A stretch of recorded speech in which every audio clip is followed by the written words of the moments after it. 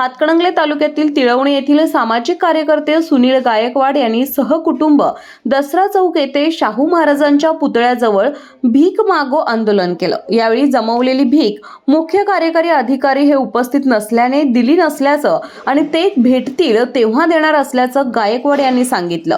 तिळवणी येथील सुनील गायकवाड यांच्या वडिलांचा 750 स्क्वेअर फुटांचा भूखंड गावचे सरपंच राजेश बाबासाहेब पाटील यांनी ग्रामसेविका सुजाता कुमार कांबळे यांच्या मदतीने घरगड्याच्या नावावर लावला आहे।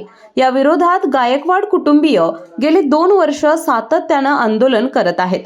मुख्य कार्यकारी अधिकारी कार्तिकेयन यांनी या गावातील अशा प्रकरणात करोडो रुपये खाल्ले असल्यानेच आमचा भूखंड परत मिळत नाही आणि अधिकाऱ्यांवर कारवाई करत नसल्याचा आरोप गायकवाड यांनी केला आहे।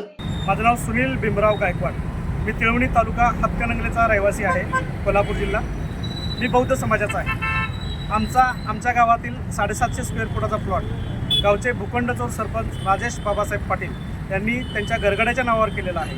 या बेकायदेशीर कामात ग्रामसेविका सुजाता कुमार कांबळे यांनी असेसमेंट उतारा लावून त्यांना मदत केलेली आहे। गेली 2 वर्ष झालं याबाबत मी कोल्हापूर जिल्हा परिषदेचे भ्रष्टाचारी आणि जातीवादी CEO कार्तिकेयन विजयलक्ष्मी सेतुरामन यांच्याकडं 25 वेळा त्यांना अर्ज विनंती निवेदनाच्या माध्यमातून भेटलो आहे।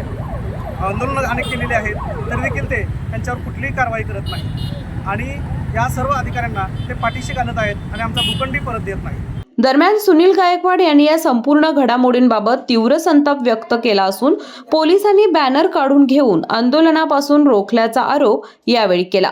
यावेळी ॲडव्होकेट बाजीराव कांबळे, संगीता कांबळे, नंदा कांबळे, चिकू कांबळे उपस्थित होते।